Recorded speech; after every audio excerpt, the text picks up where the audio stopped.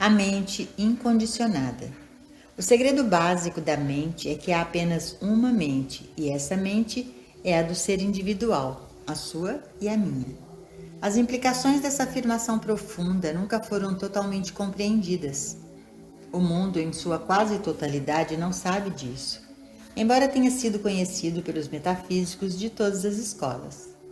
Quando, porém, uma entidade isolada e separada da mente única, chamada de mente mortal ou humana, foi introduzida nas práticas atuais, sempre foi aceita e introduzida como um poder. De fato, existe apenas uma mente e essa mente é incondicionada. Não tem qualidades como bem e mal, mas o que existe é um estado de ser, nem bom nem mal. Na realidade, não pode haver uma mente inteligente e uma ignorante, nem pode uma mente incondicionada ser saudável ou doente. Ainda mais, a mente, formando a si mesma como corpo, é incondicionada. E assim como o corpo, não é bom nem doente, alto ou baixo, magro ou gordo. O corpo é tão incondicionado quanto a mente, que é a essência da sua forma. Mente e corpo, quando incondicionados, são um estado de ser absoluto e de perfeição, até que a crença do bem e do mal seja aceita no pensamento. A experiência humana seria, na realidade, a mente perfeita, a sua e a minha mente a se manifestar como corpo e ser perfeitos. Mas o que ocorre é que é humanamente influenciada pelo conhecimento do bem e do mal. E essa crença em dois poderes é a essência do que é chamado de mente carnal. Para voltar à casa do Pai, voltar a ser mais uma vez o Filho de Deus, é necessário que cada um de nós, individualmente, pois ninguém pode fazê-lo por nós, se desfaça da crença do bem e do mal como uma atividade de nossa consciência. A mente forma suas próprias condições de matéria, corpo e forma. A mente não cria, a mente forma. A criação já é completa, espiritual, eterna e perfeita. Mas a nossa mente, dependendo dos condicionamentos, forma e interpreta a nossa experiência humana neste plano. Se nossa mente for completamente livre dos julgamentos sobre o bem e mal, o espírito formará sua própria imagem e semelhança por meio de uma mente feliz, harmoniosa e de um viver bem-sucedido. Se a mente for condicionada por juízos de bem e de mal, não será clara, transparente e, na medida do seu condicionamento, proporcionará experiências de bem e de mal para a nossa vida.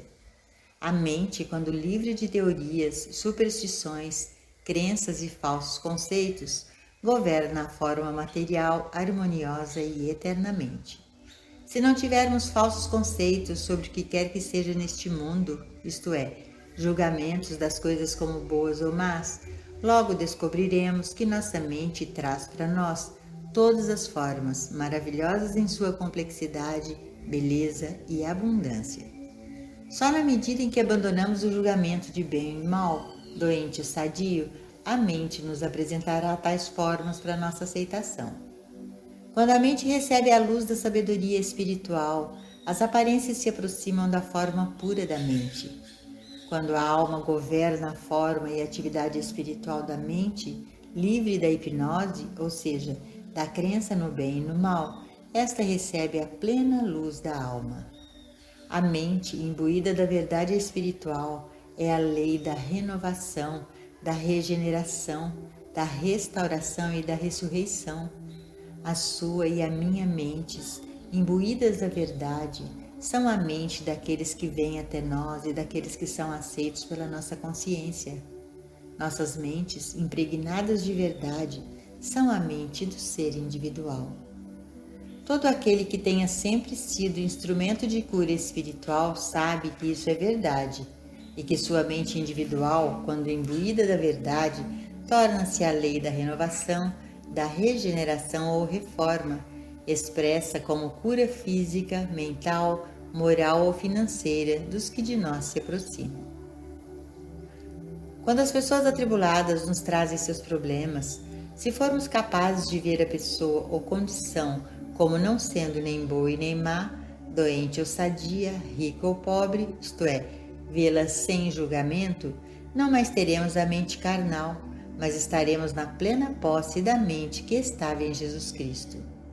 uma mente que reconhece apenas um poder, uma mente incondicionada que dissipa a ilusão dos sentidos. Não temos de nos livrar ou sobrepujar a mente carnal, nem destruí-la. Temos só de compreender que nossa mente é um instrumento perfeito da alma. Isso nos acontece quando preenchemos a nossa mente de graça e verdade espirituais. Quando nos deparamos com um problema em qualquer nível, devemos lembrar, em primeiro lugar, que a substância do universo visível é a mente incondicionada, o instrumento do ser puro e imortal, da essência, da substância e realidade, e que suas formações são também incondicionadas, pois são a mente em si com aparência de formas finitas. A mente sem condicionamentos, não tendo as qualidades de bem e de mal, é a substância de tudo o que é visível, e tudo o que há é tão incondicionado quanto a mente, que é sua base. Se isso não fosse verdade, seria impossível para o nosso estado de consciência produzir mudanças no chamado universo material. Aqueles que testemunharam ou vivenciaram de fato a cura metafísica e espiritual sabem que o praticante pode estar em qualquer lugar, até a milhares de milhas de distância do paciente, e apesar disso, ser o instrumento pelo qual se reduz a febre, se desfaz um tumor ou se restaura um pulmão devastado. Isso ocorre porque quando o praticante atingiu a quietude suficiente da mente para tornar-se transparente a Deus, as condições do corpo mudam. Nossa consciência dessa verdade é a lei da harmonia, e assim, se formos chamados a ajudar alguém que tenha febre e se lembrarmos que a mente incondicionada é a substância de toda forma visível e que essa crença universal em dois poderes antagônicos não funciona por ser um braço de carne, ou seja, nada, então a febre desaparecer, saberemos que a nossa consciência de um poder único, que podemos chamar de não poder, produziu a cura, como lei de harmonia. Observaremos que nossa mente, funcionando como instrumento de Deus, produziu um efeito sobre o que chamamos corpo ou matéria, e compreenderemos que a substância da mente e da matéria são uma e a mesma substância. Essa é a razão por que a mente pode afetar a matéria. E mais ainda, o porquê de poder afetar a matéria, a verdade dentro da consciência.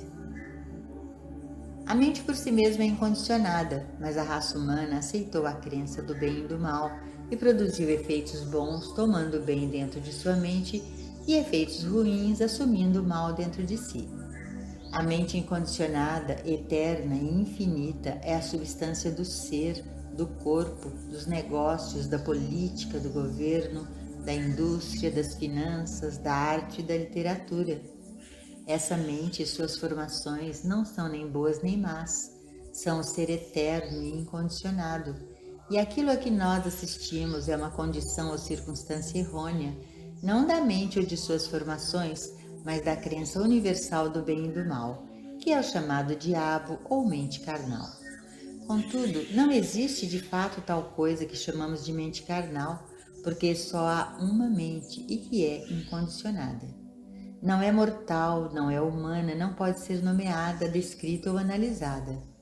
O que nós chamamos de mente carnal é meramente a crença em dois poderes. E quando reconhecemos isso, podemos parar de combater o erro, tentar superá-lo ou removê-lo. Nunca tente se proteger da mente carnal ou mortal. A natureza de qualquer trabalho de proteção deverá ser a descoberta de que não há dois poderes e, por isso, tudo o que se tem a fazer é se proteger da crença em dois poderes. Quando você começar a perceber que a mente é incondicionada, seus pensamentos nunca se voltarão para o tema do bem e do mal. Você estará apenas vivendo cada circunstância da vida como ela se apresenta. Isso não significa abandonar o mundo. Significa estar no mundo, mas não ser do mundo, vivendo cada experiência sem a ela se apegar se ela nos parecer boa e sem tentar fugir dela se nos parecer ruim. É um viver o desapego às coisas. É apenas quando tentamos segurar algo ou alguém ou tentamos nos afastar de alguém ou de uma condição que estamos ligados. No momento em que você pensar na mente como algo separado, afastado da mente una e incondicionada, você estará errando. Mas quando começar a entender que só há uma mente, nunca fará algo que não esteja de acordo com a lei de Deus. Nunca será a sua ou a minha vontade, será a vontade de Deus. Ao abandonarmos a vontade pessoal, essa mente incondicionada pode operar em nós e por meio de nós. O tanto que condicionarmos nossa mente com as crenças no bem e no mal é quanto traremos de bem e de mal, na proporção de nossa crença. Assim como o homem se torna convencido em seu coração, assim será com ele. É tudo uma questão de condicionamento, e você pode condicionar a si mesmo para o bem ou para o mal. Quando, porém, deixar o reino dos condicionamentos, você estará no reino daquela mente em que estava também Jesus Cristo. Em todas as curas que Jesus realizou durante seu ministério, foi a vontade do Pai que se realizou por intermédio dele, e ele sabia que não era sua mente, sim, a mente do Pai. Era a mente incondicionada. Desse modo pôde ele dizer ao cego: abra seus olhos. Ele pôde dizer ao estropiado: o que te segura? Em outras palavras, não havia condicionamento em sua consciência. Havia só uma mente incondicionada, que não é nem saudável nem doentia, nem rica nem pobre. Isso é a verdade, mas só será verdadeiro para você se o aplicar a todas as aparências com que se deparar, na rua, em casa, na escola, na fazenda ou no mercado, tendo sempre em vista a verdade de que a mente incondicionada se manifesta como efeitos incondicionados. A sabedoria espiritual pode ser tornada tangível. Ela pode frutificar em nossa experiência terrena, mas não poderá fazer isso se não nos tornarmos conscientes dela. Todas as invenções novas, as ciências e as artes do futuro já existem na mente, mas somente poderão chegar à expressão na medida em que o indivíduo lhes abrir a consciência. O mesmo acontece com a verdade esotérica, que permanece como algo oculto até que tome forma na consciência e produza um efeito no outro mundo. Ao conhecer a verdade, essa verdade o libertará de todas as condições da mente carnal, ou seja, de todas as situações ou circunstâncias condicionadas por bem e mal. Toda parcela de verdade conhecida o ajudará a se livrar de alguma fase de bem ou de mal, até que você atinja a plenitude da luz espiritual, quando então o Espírito se expressará pelos instrumentos da mente incondicionada, como seu corpo, seu ser, seus negócios, sua casa e suas relações. Mas antes que isso possa acontecer, é necessária uma reparação durante a qual nós permaneceremos na palavra e deixaremos a palavra permanecer em nós. Durante a preparação, habitamos conscientemente na palavra. Contudo, após a experiência da iluminação, a vida é vivida sem esforço, sem causar cuidados. A vida é incondicionada. Não há tal coisa como uma nova vida ou uma vida velha, nem há vida doente ou vida saudável. Não tente condicionar a vida. Não tente fazê-la boa ou má. Não tente tê-la melhor ou pior, mais curta ou mais longa, porque isso não existe. Se não aceitarmos a crença do bem e do mal, nossa vida será um viver incondicionado, puro, espiritual. O tentador, a crença no bem e no mal, está diante de nós como esteve diante de Adão e de Eva. Só que agora nós compreendemos que a vida e a mente são incondicionadas e respondemos ao tentador como fez Jesus: vá de retro, Satanás. Não aceito condicionamento em minha vida. Minha mente, minha vida, minha alma e meu corpo são incondicionados, sem grilhões, livres, não conhecem nem bem nem mal, mas conhecem apenas o ser divino, o puro espírito, a pura alma, a pura vida.